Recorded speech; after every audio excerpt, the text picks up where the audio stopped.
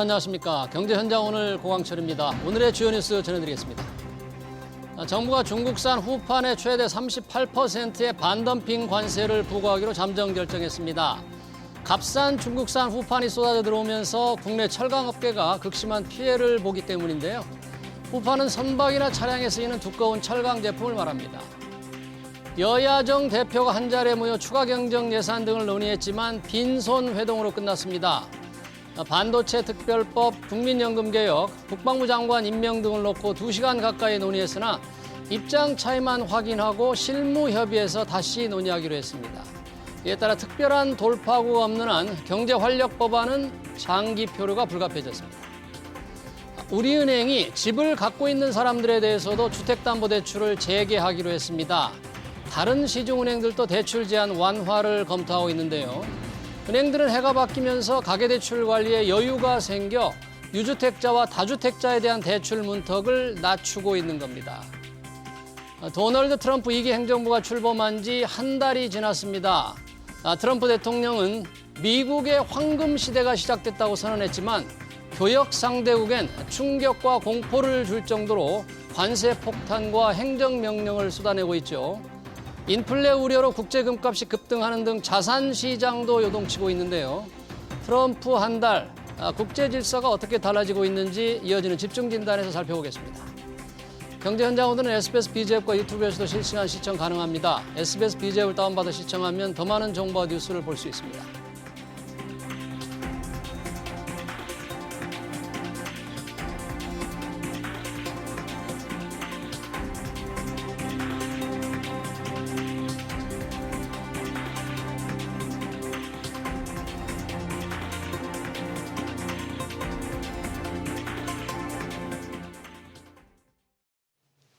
네, 트럼프 미 대통령이 취임한 지 한 달, 그야말로 폭풍처럼 행정명령을 쏟아내고 있습니다. 예고한 대로 자동차와 반도체 등의 관세가 부과되면 우리 기업들은 심각한 타격을 받을 것으로 우려되는데요. 트럼프 한 달 전문가들과 토론해 보겠습니다. 자동차 융합기술원장을 지낸 이항구 아인스 연구위원, 조현승 산업연구원 서비스산업연구본부 연구위원 나오셨습니다. 어서 오십시오. 네, 반갑습니다. 안녕하십니까. 벌써 트럼프 대통령 한 달이 됐는데 나오는 뉴스만으로 보면 뭐 한 1년쯤 된 것처럼 온갖 뉴스를 쏟아내고 있습니다. 우리하고 직접 관련되는 관세 폭탄이 쏟아지고 있는데 자, 한 달을 좀 이렇게 한 마디나 몇 마디 키워드로 정리해보고 싶은데 이항구 위원님 어떻게 좀 한 달을 규정할 수 있을까요? 네, 일단 미국이 자국이 극대화를 위해서 상호주의를 빌미로 해서 일방적인 통상 압력을 가하고 있다. 이렇게 볼 수 있습니다. 예. 일방적인 통상압력을 하고 있다. 예. 이 상호주의라는 게 조금 어떤 근거로 이제 상호주의 뭐를 부족하다 자기들은 뭐가 문제가 있다 이렇게 보는 거예요. 예, 이제 과거에 우리가 이제 다자주의, 소위 네. WTO 체제에서 이제 다자주의가 이게 확산이 됐는데 그 후로는 이제 90년대 EU 통합을 계기로 해갖고 그 전에는 이제 미국이 나프타도 출범을 네. 시켰지만요. 소다자주의라는 거를 또 확산이 됐습니다. 우리가 최근에 뭐 알세비니 뭐 이런 그 지역 무역 협정들이 또 확산이 됐는데 이런 데서는 자기네들이 어떻게 보면 협상하기가 굉장히 버거워졌거든요. 네. 그러니까 주요 교역국하고 1대1로 그냥 협상을 하자. 1대1 로요? 이런 쪽으로 이제 상호주의로 가자는 거고 그리고 자기네 제도에 맞춰라. 자기 제도에 이런 맞춰라. 주장을 하는 거죠. 예, 상호주의, 일방적 통상압력. 우리 조현승 위원님 어떻게 좀 키워드를 좀 정리해 보셨나요? 저는 그냥 한마디로 행정명령 폭탄이라는 표현을 쓰고 싶습니다. 행정명령 폭탄. 예, 이게 경제 통상 분야뿐만이 아니라 지금 이민자 정책도 그렇고 이거는 정상적으로 그러니까 상식적으로 생각하는 거 이상으로 물론 처음부터 예상을 전혀 못한 건 아닌데 네. 이렇게까지 폭탄이 초반에 나올 줄은 상상을 못했었는데 너무나 속도가 빠릅니다. 그래서 저는 그냥 행정명령 폭탄이라는 말을 쓰고 싶습니다. 한 달 되는데 뭐 행정명령을 역대 대통령보다 많이 쏟아낸 거죠? 저도 지금 도저히 셀 수가 없을 정도로 매일같이 뉴스가 나와서 요새는 뭐 사람들이 우스갯소리로 약간 자조 섞인 농담으로 뭐 심심할 틈이 없고 뭐 나름대로 재밌다라는 말을 쓰는데 그게 즐거운 의미로 하는 건 절대 아니죠. 그러네요. 도저히 뭐 지금 분야를 가리지 않고 마구잡이식 폭탄을 지금 터뜨리고 있는 셈입니다. 그 마구잡이식 폭탄에 이제 글로벌 교역 상대국들은 긴장을 하고 기업들도 잔뜩 지금 얼어 있는데 가장 중요한 게 지금 관세입니다. 아까 말씀하신 대로 뭐 상호주의 관점에서 관세를 지금 매기려고 하고 실제 중국에는 이제 매기고 있는데요. 이 관세라는 게 실제 영향이 굉장히 클 텐데 결국은 관세를 통해서 무언가를 얻어내는 타협의 기술입니까 이게?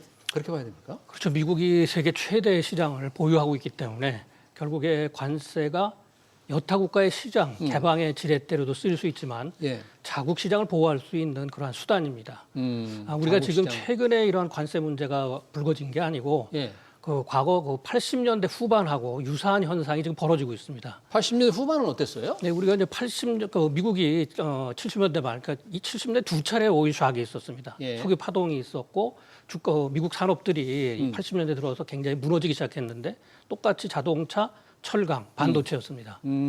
그렇게 되니까 이제 80년대 중반에는 미국이 환율을 갖고 조금 움직여 보려고 그랬지만 예. 이 문제는 뭐 국제 협의에서 효과가 별로 거두지를 못했어요.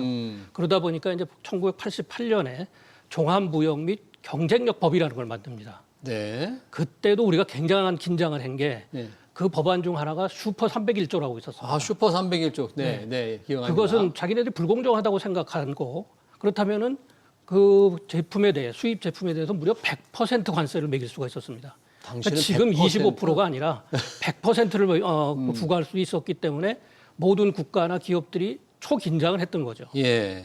그러네요. 그런 이제 관세 실제로 100% 관세 부과가 됐나요, 당시에도? 그래서 이제 미국이 위협을 많이 했습니다. 위협으로. 그렇지만 발동은 한 번도 안 했습니다. 발동을 한 번 하고. 그래서 슈퍼 301조는 지금은 뭐 한시적인 조치였기 때문에 없어졌지만 예. 미국의 전가의 보도라고 그랬습니다. 예. 그러니까 지금 통상을 오래 했던 분들한테는 이 트럼프 관세가 좀 익숙한 거네요. 그렇죠? 그렇죠. 관세 뭐 미국이 시장 보호를 위해서는 보호무역주의에서는 결국 관세 그다음 비관세지만 비관세는 이게 어떻게 보면은 파악하기가 어렵지만 관세는 확실하게 우리가 네. 평가해 볼 수가 있으니까요. 자, 그런데 지금 우리와 미국만을 본다면 FTA 자유무역 협정이 맺혀져 있잖아요. 그래서 거의 모든 제품에 지금 관세가 없지 않습니까? 이렇게 없는데 어떻게 우리한테 만약에 자동차 관세 등의 관세를 우리한테 매긴다 그러면 어떻게 돼요? 네, 조금 전에 그 슈퍼 301조를 말씀하셨는데 슈퍼 301조. 예, 이게 이제 사실은 이것도 행정명령으로 이제 조사가 가능해요. 그러니까 그 서로 관세가 없다 하더라도 무역 수지가 급격한 무역 수지가 발생할 시에, 그러니까 무역 수지 적자가 발생할 시에는 이 301조를 통해서 조사를 하고 여타의 보호 조치를 할 수가 있습니다. 대통령 행정명령으로. 예. 이것도 의회를 거치지 않고 할 수 있는 거거든요. 이 조치가. 이제 그렇다 보니까 우리나라가 아무래도 이제 미국하고의 무역에서 흑자가 굉장히 많이 나고 그 중에서도 특히 자동차가 많이 나고 있는 상황인데. 이렇게 될 경우에는 이제 우리한테도 직접 영향이 올 수가 있는 거죠. 예. 그러니까 그런데 이제 그나마 저는 그래도 이번에 우리나라가 자동차 관세가 이번에 사실 우리나라보다는 EU를 겨냥했다라고 저는 보고 있거든요. 대부분의 관세가 우리보다 유럽 연합. 그렇죠. 왜 그렇게 생각하시는 거예요? 이거는 이제 트럼프 대통령이 취임하기 전부터 1기 때도 그랬는데 그때 라이트하이저 그러니까 무역 대표부 이번에는 뭐 직접 입각은 안 했고 이번에는 무역 대표부가 그리워. 그러니까 라이트하이저의 비서죠. 예, 네. 이분이 이제 무역 대표부가 됐는데 그 라이트하이저의 그 줄기찬 아주 일관된 그 주장이 뭐냐면은 자유무역이라고 하지만 여러 나라들이 상당히 불공정한 무역을 하고 있고 미국만 공정하게 하고 있다. 그러니까 다른 나라는 뭐 보조금도 주고 관세도 매기고 이러면서 상당히 그 비관세 장벽도 많다. 실질적으로는 뭐 환경 규제라든가 뭐 다양한 규제를 통해서 비관세 장벽을 만들고 있는데 미국만 그냥 아무 손 없고 그 말하자면 노가드로 나가는 거고 저쪽은 상당히 가드를 한 상태에서 들어온다. 그 라이트하이저가 쓴 책 보면은 그 자유무역이라는 착각이라는 그 책이 있는데 그 책에서도 보면은 첫 번째가 중국이고 두 번째가 EU입니다. 우리나라는 거기서 지금 비껴 있는 거죠. 관심에서 약간 멀어져 있기 때문에 예. 이번에도 뭐 유럽의 부가가치세까지 건드리고 있거든요. 부가세 문제. 네. 네. 근데 부가가치세하고 관세하고는 전혀 다른 개념인데, 그러니까 트럼프 대통령의 그 논리는 이겁니다. 즉 이게 도저히 저는 받아들일 수 없는 논리인데 이게 뭐냐면 유럽의 부가가치세는 뭐 한 20에서 22%가 정도 되고 제일 낮은 데가 독일인데 19%거든요. 네. 근데 미국은 부가가치세가 뭐 별도로 있는 게 아니라 판매세율이 주마다 다르지만 네. 한 7에서 10% 정도 됩니다. 이러면은 유럽의 제품이 미국으로 들어올 때는 세금을 갖다 7에서 10% 정도밖에 안 내는 건데 미국 제품이 유럽으로 들어갈 때는 20% 정도 되는 세금을 내는 거거든요. 네. 이러니까 불공정하다는 건데 이건 근데 사실은 이거는 그 나라 사람들은 다 똑같이 그 뭐 미국 상품이건 유럽 상품이건 똑같이 세금을 내는 거니까 같은 조건인데도 불구하고 이런 식의 이제 좀 약간 억지스러운 주장까지 끌어들이고 있어요. 예, 자동차 관세가 이제 유럽은 10%고 미국은 2.5%입니다. 네. 이건 격차가 굉장히 커요. 그래서 자동차 관세를 건드린다 그러면 타겟은 당연히 이쪽일 수밖에 없습니다. 아, 그러네요. 네, 지금 그래서 이제 뭐 네. 부가가치세도 트럼프 대통령은 불공정하다. 네. 그리고 이게 관세나 같게 생각하니까 조금은 네. 억지인데 이 부분 조금 더 나중에 한번 들어보기로 하고요. 네. 지금 자동차 얘기를 꺼내면서 우리도 그렇지만 이제 유럽이 먼저 더 중요한 타겟이 될 거라고 보시는데 한번 우리 네. 배영구 위원님께 여쭤보고 싶습니다. 지금 자동차 유럽과 미국, 우리도 자동차 수출을 엄청나게 미국에 하잖아요. 예, 예. 그러니까 상당히 그 자동차 유럽 관세 매긴다니까 주가도 떨어지고 자동차 축복을 많이 받을 것 같은데. 그래서 역사적으로 또 1970년대 초에 예. 미국과 유럽 간에 통상 마찰이 있었습니다. 예. 지금 관세 25%가 어때면 그때도 적용이 됐는데요. 그때 미국의 주요 수출품 중 하나가 닭이었습니다. 닭, 예, 예. 치킨이죠. 치킨. 그러니까 털 벗긴 닭을 수출했고 그러다 보니까 EU 쪽에서 농업이 좀 닭 공장들이 많이 무너지게 됐어요. 예. 그래서 거기에다가 수익 규제를 냈습니다. 닭에 EU 대해서 쪽에 유럽이죠. 그때. 유럽이. 그러니까 미국 쪽에서 보복 관세로 자 미국의 그때 그 성장 시장이 어디였냐면 자동차 중에서 픽업 트럭이었습니다. 픽업 트럭. 근데 독일 업체들이 픽업 트럭을 미국으로 수출하려고 그랬어요. 예. 그러니까 25% 관세로 막았습니다.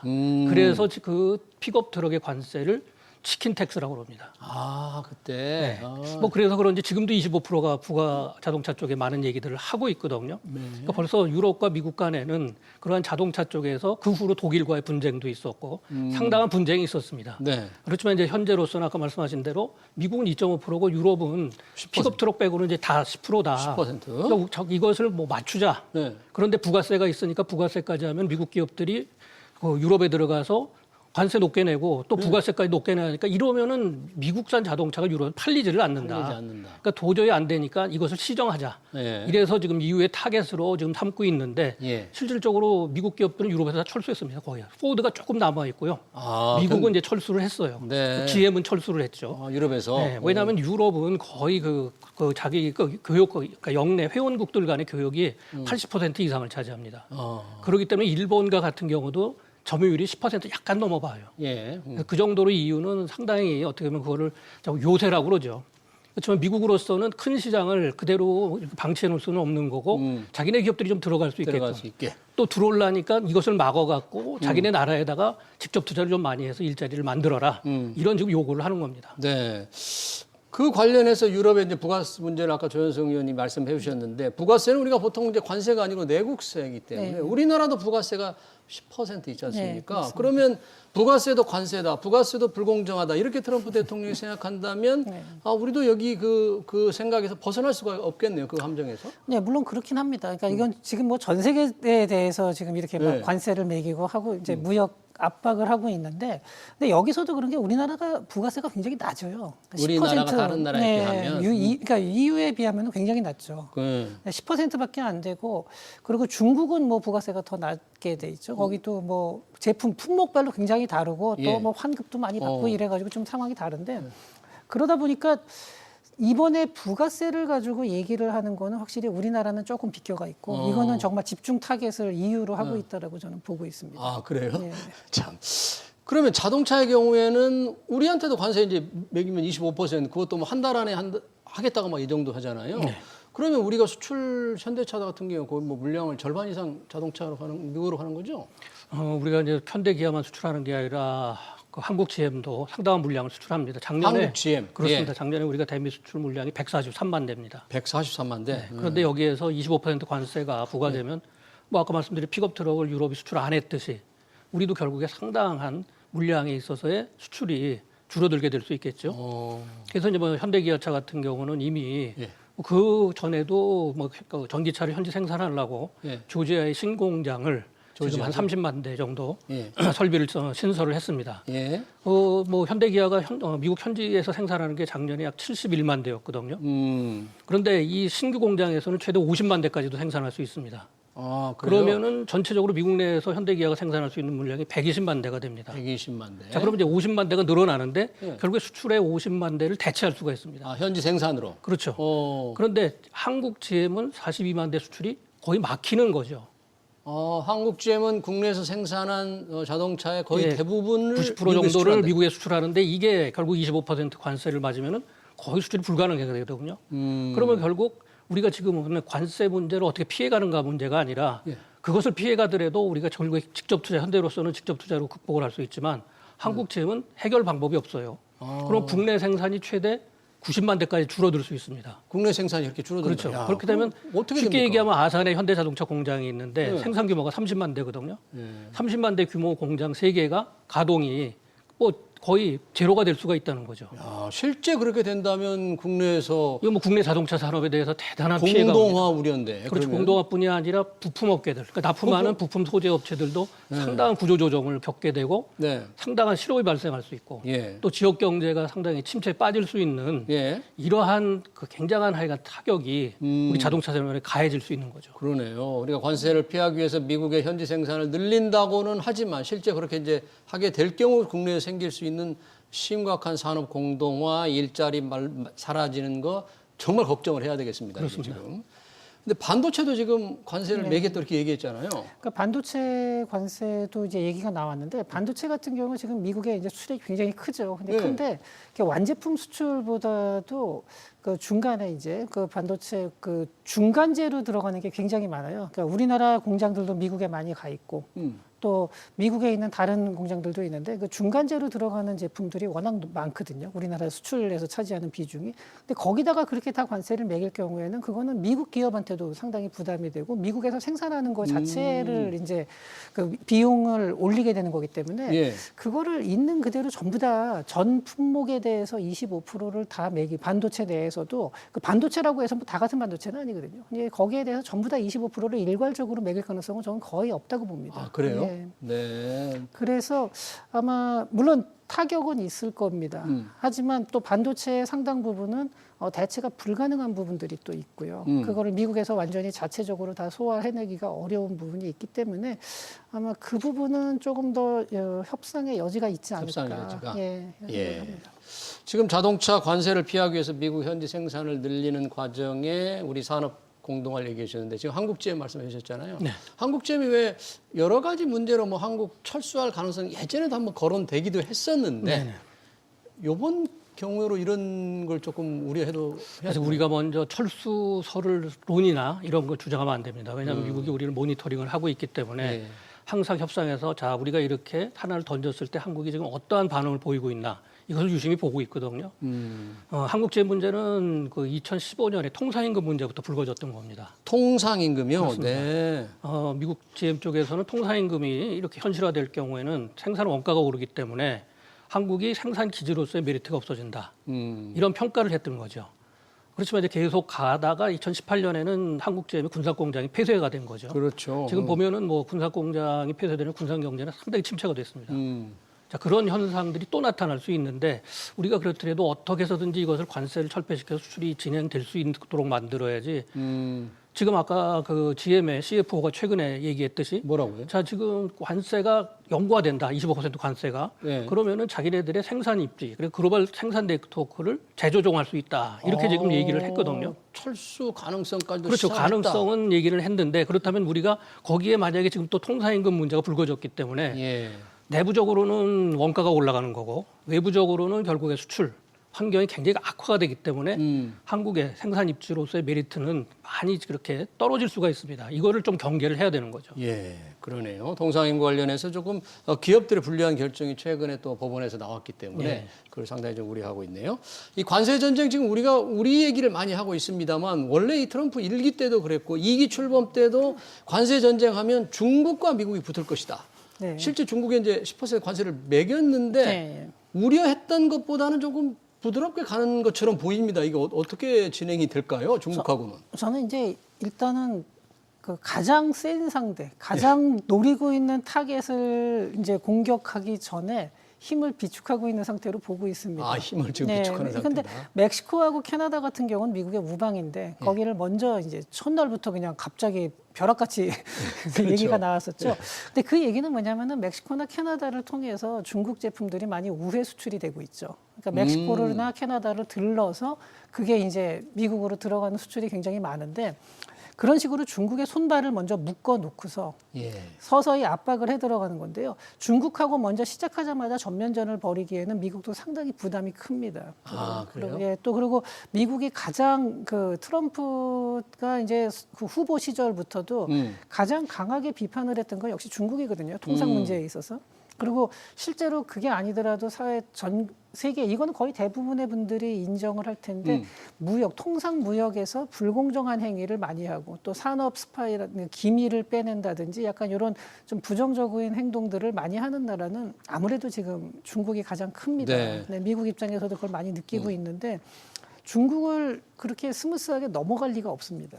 근데 그러니까요. 오히려 그 전에 사전 준비를 하면서 중국의 손발을 먼저 묶는 과정이 필요하고 다른 예. 나라에 대해서 압박을 하면서 중국도 지금 그래서 아마 저거를 보면서 미국하고 사실은 트럼프가 되자마자 가장 강경하게 반대를 할 것 같아 보이는 시진핑 정권에서도 그 시진핑 정부에서도 일단은 고개를 숙이는 자세가 나왔거든요.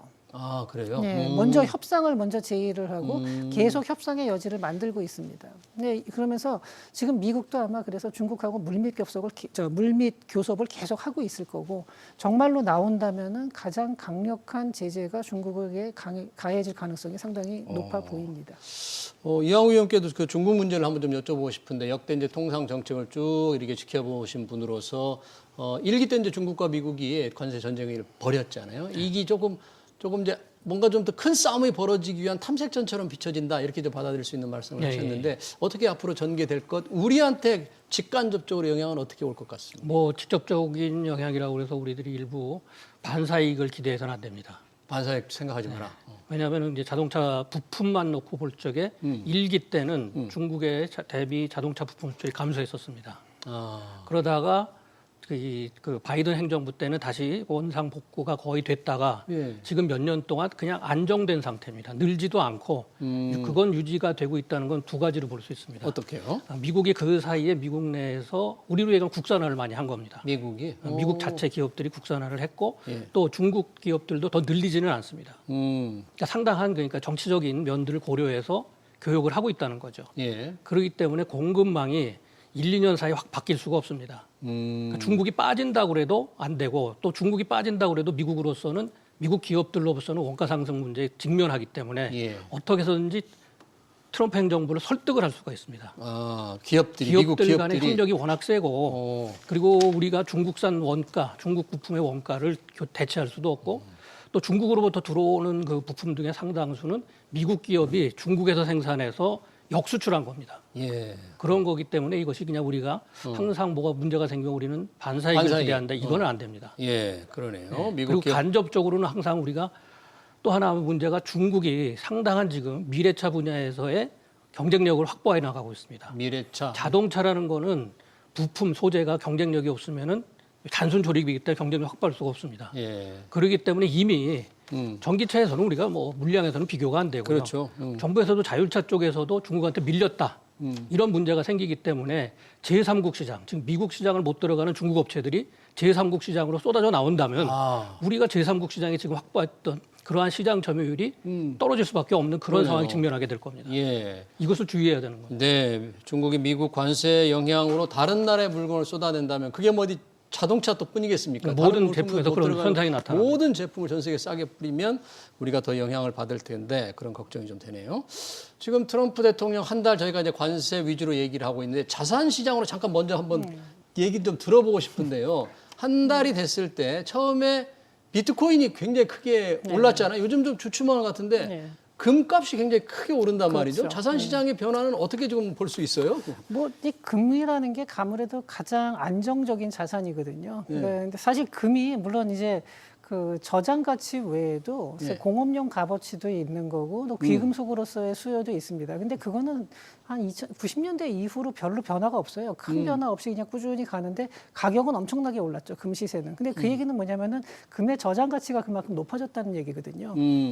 그래서 이제 근데 금의 저장 가치가 높아진다는 거는 여러 가지 이유가 있겠지만 첫 번째는 전 세계의 그 불확실성이 높아지면은 전반적으로 불확실성이 높아지게 되면은 당연히 그 안정 자산인 가장 안전한 자산인 금의 가격이 올라가게 되고요. 그 다음에 또 하나는 최근에 들어서 그러니까 관세로 인한 이게 정세가 불안해지는 것도 있고 또 하나는 인플레 우려가 생겨요. 인플레가 생기게 되면은 현물 자산을 찾게 되는데 그때 가장 안전한 자산으로 이제 금이 부각이 된 거죠. 그러니까 이 두 가지 이유가 있고요. 또 그리고 원자재 자체에 대해서 세금을 매길 수가 있다. 이제 관세를 매길 수도 있다. 예. 그러니까 말하자면 이게 뭐냐면 미국으로 들어오는 금에 대해서 세금을 매길 수도 있다. 이제 이 생각이 관세를 매길 수도 있다라는 금에 대해서 그런 우려도 있습니다. 예. 근데 이거는 뭐 약간은 음모론적인 얘기일 수도 있는데 이제 그런 얘기를 하는 분들도 있어요. 자산 시장 내에서는. 네. 그래서 가급적이면 빨리 해외에 있는 금을 미국으로 가져오자. 그래서 실제로 런던의 영란은행에 있는 금의 상당수가 지금 뉴욕으로 옮겨오고 있죠.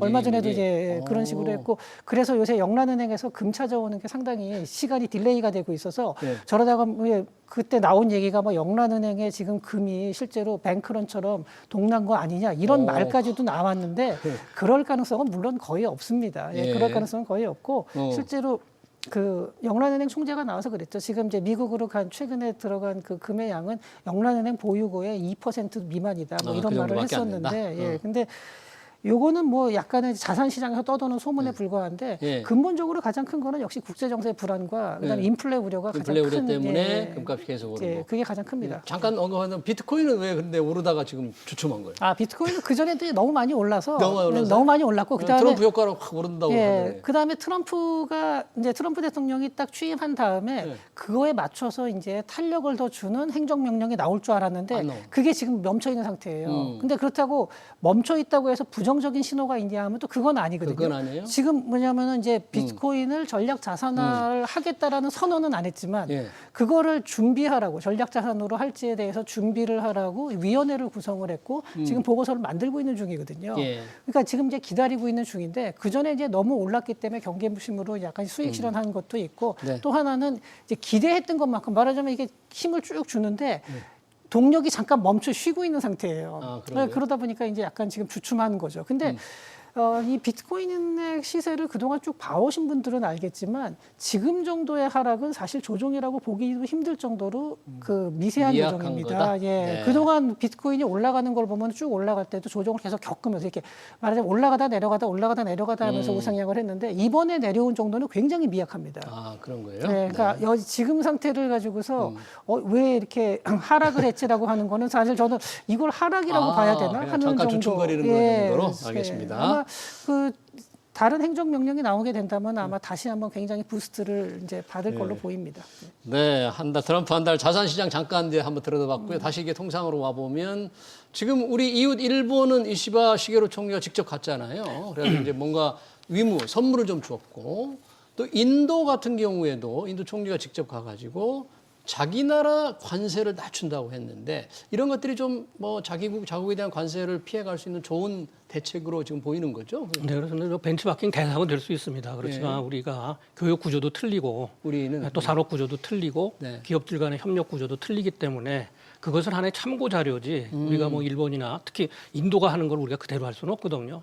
관세 차이도 있고 또 산업의 수준도 있고 그렇기 때문에 벤치마킹을 하지만 우리 스스로의 이러한 그 전략들을 마련해야 되는데 우리는 어떻게 그러면 전략을 예를 들어 단기적으로 지금 뭐 정부가 그 적극적으로 통상 정책은 펼치고 있습니다. 과거에도 80년대 통상에도 일단은 이것이 발등에 불이 떨어지면은 정부가 당연히 나서서 이걸 해결해야 되죠. 그렇지만 이제 중장기적으로는 항상 산업협력이라는 또 그러한 과제를 안고 있었습니다. 그런데 이 산업협력도 결국에 기업들이 움직여줘야 되거든요. 그러다 보니까 이번에도 뭐 기업들의 총수들이 많이 갔죠. 그러면 거기에서 우리가 무엇을 풀어놓을 건가? 보따리를 이제 선물 보따리를 풀어야 되는데 이미 또 작년 재작년에 우리가 굉장히 뭐 사상 최대의 미국의 직접 투자 국가가 됐거든요. 그러다 보니까 한계가 있다는 거죠.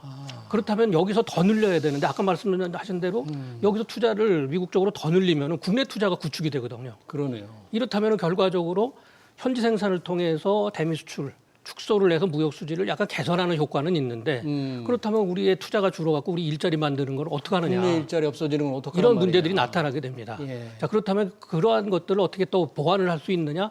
기업들 간의 결국에 전략적 제휴 쪽을 어떻게 갖고 갈 거냐? 그렇다면 기술 협력도 해야 되고 자본 협력도 해야 되고 하다못해 우리가 뭐 위탁 생산할 수 있는 재판 협력도 해도 이런 다양한 채널들을 어떻게 만들어야 또 하는 건데 여기에 또 복잡한 게 우리는 수직 통합적인 그런 산업 구조를 갖고 있어서 예. 만약에 미국 쪽으로 가갖고 미국 기업들하고 협력을 하면 또 국내에 납품하는 기업들이 또 피해를 볼 수가 있거든요. 이런 굉장히 복잡한 구도가 갖고 있습니다. 그래서 이번에는 미국과의 통상 마찰 이 문제도 해결해야 되지만 우리가 안고 있는 그동안의 산업 구조의 문제도 같이 해결해 나가야지만 결과적으로 우리가 두 가지 문제점들을 절충해서 해결해 나가지 않느냐 이렇게 볼 수 있습니다. 네. 우리도 일본처럼 일각에서는 그 LNG, 우리가 다른 유럽에 의존하고 중동에 의존하고 LNG를 더 수입을 많이 늘리면서 그런 걸 조금 선물로 준다거나 뭐 방위비를 조금 늘려주는 걸 미리 제한을 한다거나 뭐 그렇게 할 필요도 있다 이런 지적이 있던데요. 네, 사실 이제 그런 얘기가 요즘에 좀 나오고 있고 또 저도 그게 반드시 필요하다고 보는데 우리가 이제 FTA를 통해서 미국하고 관세는 사실 거의 없는데 네. 농산물에 대해서는 그렇지는 않습니다. 농산물 관세는 우리가. 그래가지고 농산물하고 에너지 부분에 대해서 사실은 우리가 조금 미국의 그 수입을 좀 늘릴 여지가 좀 남아 있고요. 네, 이쪽 부분이 있고, 네. 그리고 이제 국가 전체 차원으로 접근을 해야 된다라는 건데, 그러니까 특정 산업의 경우에 뭐 그러니까 자동차, 뭐 반도체 이런 식으로 하나 하나만 놓고 볼 게 아니라 우리가 줄 건 주고 이제 챙길 건 챙긴다, 약간 지킬 건 지킨다 이런 식으로 이제 나갈 수밖에 없는 거죠. 각 산업별 이슈 자체보다도 그럴 경우에 지금 말씀하신 식으로 뭐 방위비라든지 그 다음에 우리가 가지고 있는 초크 포인트를 어떻게 활용을 하느냐. 그러니까 말하자면 미국이 한국을 그러니까 버릴 수 없고 한국에서 반드시 그 한국 제품이 필요한 부분 이런 부분들을 우리가 잘 만들어야 되고 그러니까 잘 조사를 해야 되죠. 그러니까 예. 반도체라고 해서 반도체 전체 품목이 아니거든요. 그 중에서 여러 프로세스가 있고 그 중에서도 중간재가 있고 뭐 그다음에 거기서도 레거시 분야가 있고 또 첨단 분야가 있고 다양하게 있듯이 그런 거에서도 또 어떤 프로세스가 있고 배터리도 마찬가지고요. 각각 그냥 그런 부분들을 잘 찾아내야 되고 그래서 전체적인 그 통상 포트폴리오를 잘 구성을 해야 되고요. 예. 그다음에 이제 미국에서 수입을 늘릴 수 있는 아까 말한 농산물이나 에너지 농산물. 네, 그리고 또 방위비 부분에서 일정 부분 우리가 약간 양보를 한다든지 뭐 그러면서 또 우리가 이제 미국하고 협력할 수 있는 제공할 수 있는 뭐 조선 쪽에서의 그러니까요. 어떤 협력 네. 부분도 있고 그러니까 요거를 잘 믹스를 해서 강한 관세 폭탄은 좀 피해갈 수 있게끔 하고 또 그리고 주력 산업 부분에 지킬 거는 지키고 이런 식으로 피해를 최소화할 수 있는 방안을 잘 이제 전체적인 국가 전체 틀에서 이제 한번 마련을 해야 될 거로 보입니다. 근데 마지막으로 지금 이 관세를 맞으면 이 가격 경쟁이 떨어지잖아요. 그러니까 일각에서는 환율을 조금 올려서 자국 통화를 좀 낮추면 그걸 상쇄를 할 수 있다. 그래서 환율 싸움이 될 수도 있다. 이런 분석하는 분들 그런 상황도 좀 예상해 올 수 있습니다. 80년대 초에 레이건 행정부가 스트롱 아메리카 정책을 초기에는 유지를 했습니다. 그래서 강달러 시대였어요. 예. 그러니까 우리로서는 수출 환경, 그때 뭐 환율이 유리하기 때문에 좋았었죠. 근데 그때 일본 엔화가 상당히 약세가 되다 보니까 1985년에 선진 5개국이 모여서 프라자 협정이라는 거를 체결했습니다. 강제적으로 일본 엔화를 절상을 시키는 거죠. 근데 2년을 해보니까 효과가 없었어요. 그래서 그 87년 수준에서 루브르 협정을 통해서 안정화시켰습니다. 예. 그리고 또 하나 뭐냐, 인위적으로 교역상 대국이 환율을 뭐 조작했다고 자기네들이 평가할 때는 환율 조작국으로 지정을 합니다. 그래서 또 다른 페널티를 부과할 수 있기 때문에 이것도 이렇게 공개적으로 논의를 할 수 있는 그러한 그 대상은 아니라고 봅니다. 네, 그러니까 관세를 피하기 위해서 어떤 환율 전쟁을 할 수도 없고요. 여러 가지 조금 우리가 대책, 미국 투자를 늘려서 피할 수 있다는 것도 국내 산업에 좀 문제가 있고 안팎으로 조금 어려운 상황을 지금 이제 맞아 들어가고 있네요. 우리 상황은. 네, 트럼프 한 달, 그 안에서 관세 전쟁 그리고 우리의 대책까지 관련 토론을 여기서 마치겠습니다. 지금까지 이항구 IS 연구위원 조현승 산업연구원 연구위원이었습니다. 두 분 고맙습니다. 네, 감사합니다.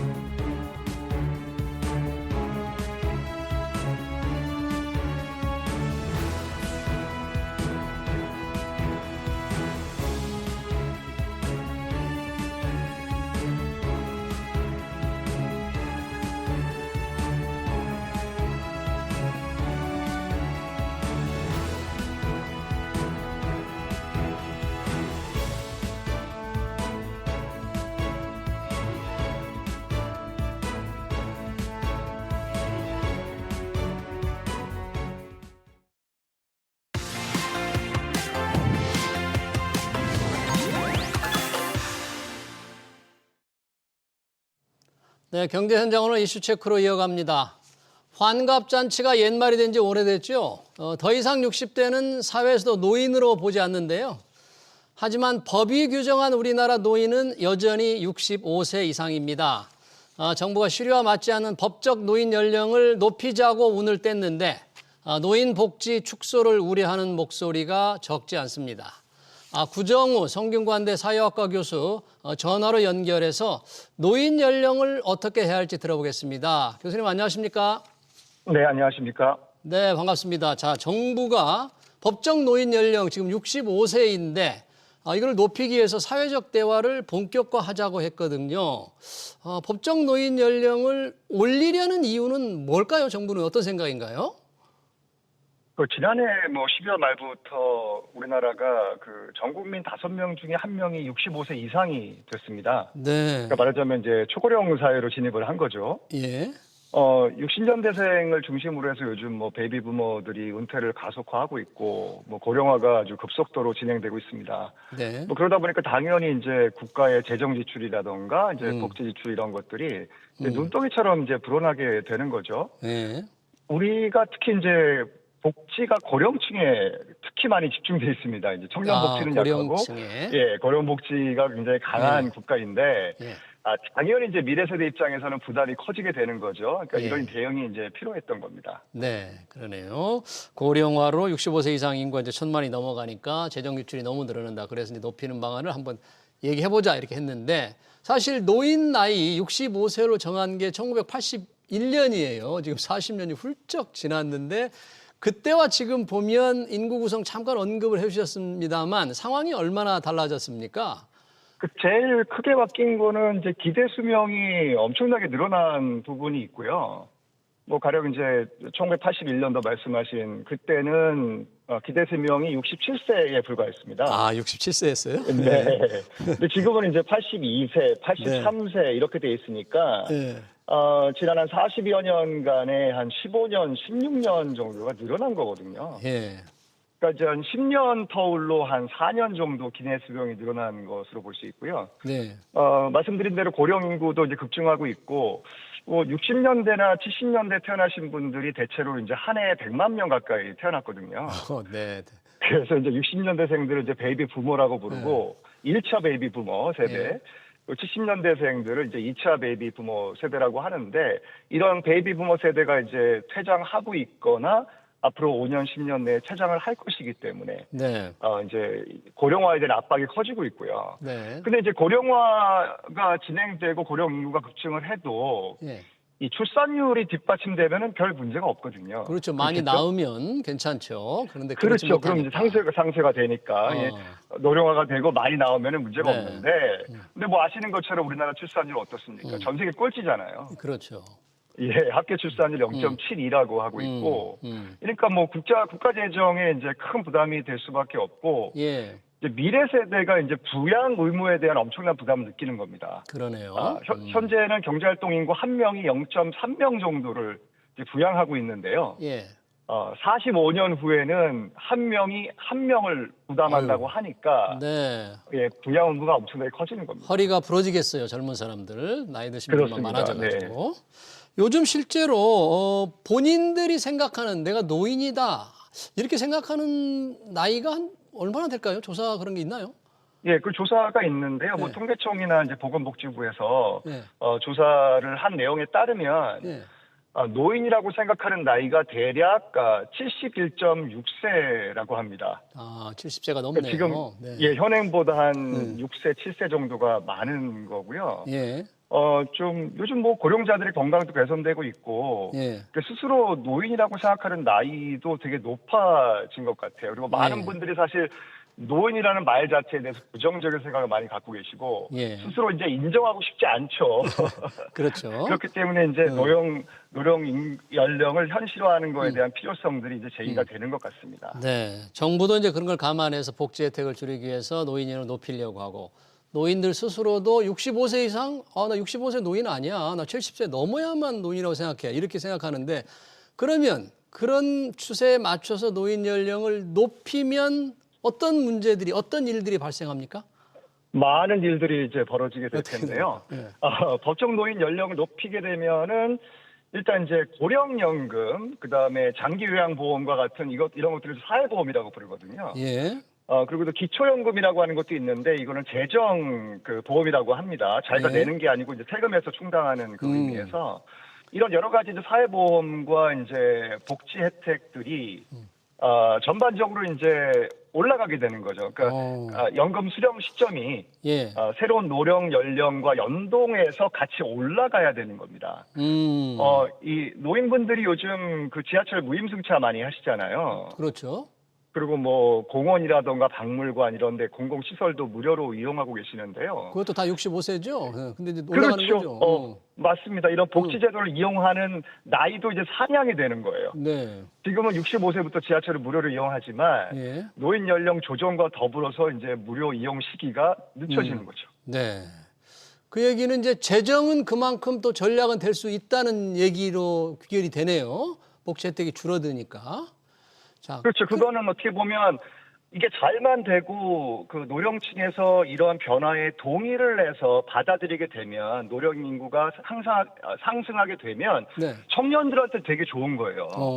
지금 경제활동 하시는 분한테는 숨통이 트이는 겁니다. 예. 부양 의무에 대한 압박이 줄어드는 거죠. 자, 그렇게 복지 혜택이 줄어드는 노인 연령 상향을 정부가 이제 한번 본격적으로 얘기해보자 했는데 그 전에 대한노인회에서 부영회장을 맡고 계신 분이 대한노인회장이에요. 이중근 회장. 거기서도 노인 연령 75세로 매년 한 살씩 높이자 이렇게 이제 제안을 했는데 이게 이중근 회장 개인 생각인지 대부분의 노인들이 정말 찬성해야 한다고 봐야 할까요? 그 대한노인회장이 지난해 10월 달에 이제 취임을 하면서 네. 노인 연령을 75세로 상향해야 된다고 파격적인 주장을 내놨습니다. 예. 예. 자, 그런데 고령층이 여기 찬성할까요? 찬성할까요? 예. 당연히 반대하죠. 네, 왜냐면은 복지 혜택을 지금 내가 이제 65세부터 받을 수 있는데 예. 갑자기 이제 몇 년 늦게 복지 혜택하고 연금을 받으라고 하니까 늦게 받으라고 하니까 연금을 예. 그거 누가 좋아하겠습니까? 네. 근데 이게 되게 아이러니한 거예요. 뭐예요? 뭐냐면 스스로가 이제 노인이라고 생각하지는 않는데 나는 아직 노인이 아니야. 네. 노인 되려면 몇 년도 남았어. 근데 네. 실제로는 65세가 되면은 네. 가급적 빨리 복지 혜택을 받으려고 하는 거예요. 그러니까 아이러니한 거죠. 지하철 공짜로 타는 혜택도 누리고 싶고 그런 거죠? 그렇죠. 그렇죠. 네. 그리고 지금 현재 정년이 60세인데 국민연금 수급 시기가 점차 늦춰지고 있잖아요. 예. 이제 노령연금이 이제 국민연금하고 같은 내용인데 그렇죠. 자꾸 늦춰지다 보니까 이제 소득 공백기라고 하는 게 생기니까 노인들이 굉장히 고통스러워할 수밖에 없습니다. 네. 자, 그런 고통스러운 분들이 사실 지금 있어요. 지금 정년 60세라고 하는데 60세 지키지 않고 회사를 떠나는 분들 많거든요. 그러니까 노령연금, 그 국민연금 받는 기간까지도 크레바스라는 절벽이 있는데 노인 연령을 더 높이면 소득을 못 받는 소득 공백 기간이 더 길어지잖아요. 그렇죠. 그러면 그렇죠. 일을 예. 더 열심히 해서 월급을 좀 더 받고 싶은데 그 사람들한테 일할 기회를 더 줘야 될 건 아닙니까? 자, 이 그렇죠. 문제에 예. 대해서 보통 쉬운 일은 아닌 것 같아요. 어떤 대책이 필요할까요?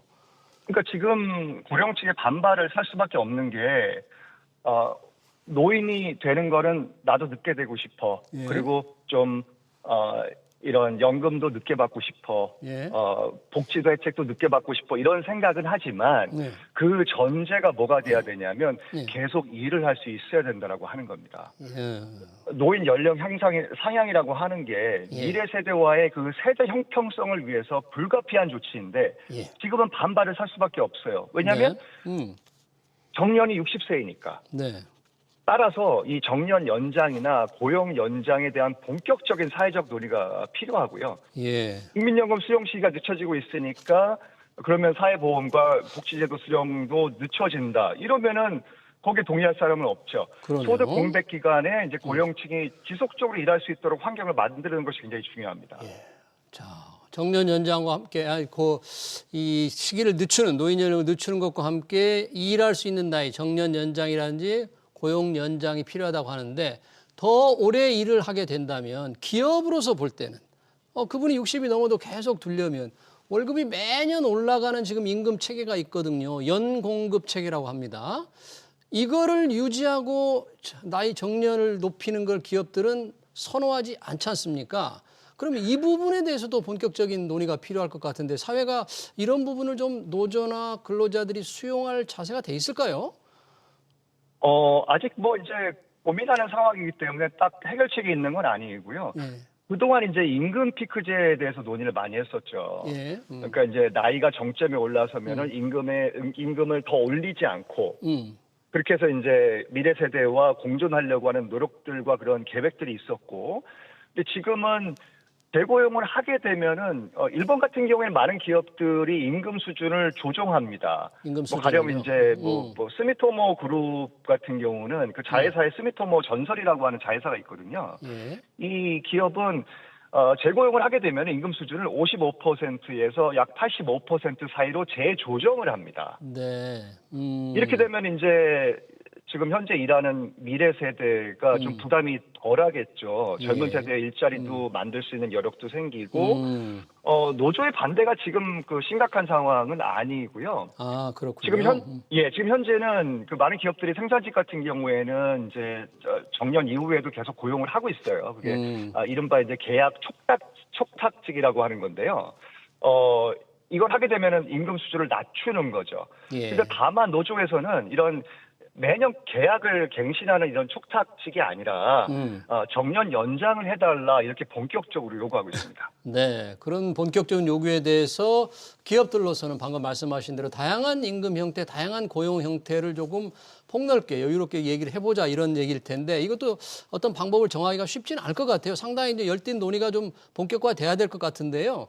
그런 전제 조건들, 사회적 시스템이 좀 갖춰지려면 자, 이런 이제 노인 연령 상향을 정부가 이제 꺼냈으니까 현실화시키기 위해서는 어떤 방식으로 대화를 해야 될 건지 올린다면 몇 살로 그러면 노인을 나이를 올려야 될지 현실적인 방안은 뭐가 있을까요?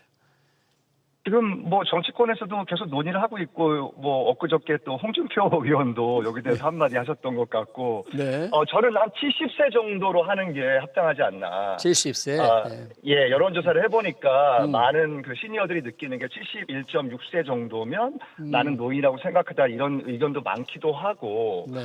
이게 이 한두 살 올려봐야 재정 절감 효과가 별로 없거든요. 그래서 한 5년 정도는 좀 잡아서 올리되 네. 저는 좀 점진적인 접근이 필요하다고 봅니다. 네. 마치 일본에서 그 정년 연장을 할 때 매년 이제 한 살씩 이렇게 올리는 방식으로 점진적으로 대응을 했거든요. 네. 이런 방식으로 우리도 가령 1년에 한 살씩 올려서 5년 뒤에는 70세로 올리는 방안 어떨까 이런 생각을 해보고 네. 이렇게 점진적인 방식을 택했을 때 이제 고령층이나 노조의 반발을 네. 누그러뜨리면서 네. 실질적으로 이제 미래 세대와 노령 세대가 공존하는 그런 세대 형평성을 담보할 수 있지 않을까 그렇게 생각합니다. 네, 잘 알겠습니다. 정부가 제안한 노인 연령 상향 방향에 관해서 잘 들었습니다. 지금까지 구정우 성균관대 사회학과 교수였습니다. 교수님 고맙습니다. 감사합니다.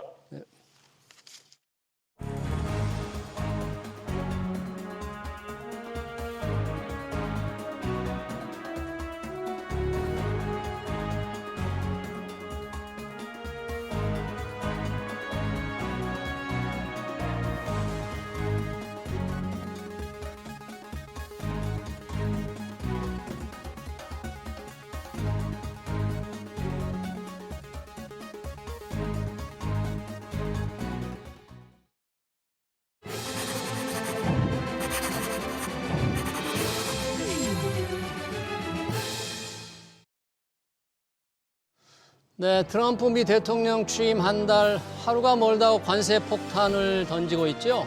자유무역 질서는 깨졌습니다. 트럼프의 논리는 굉장히 간단합니다. 미국에 와서 물건을 만들고 일자리를 만들라는 겁니다. 외국 기업이 들어오지 않으면 관세 몽둥이를 들이미는 거죠. 깡패 논리입니다. 하지만 부럽습니다. 우리 기업인들은 주 52시간 제한이나 세금 부담 때문에 경영에 어려움을 겪는다고 호소합니다. 이들의 고충을 외면하는 정치인들은 트럼프를 비난할 자격이 없습니다. SBS 경제 현장을 여기서 마치겠습니다. 시청해주신 여러분 고맙습니다.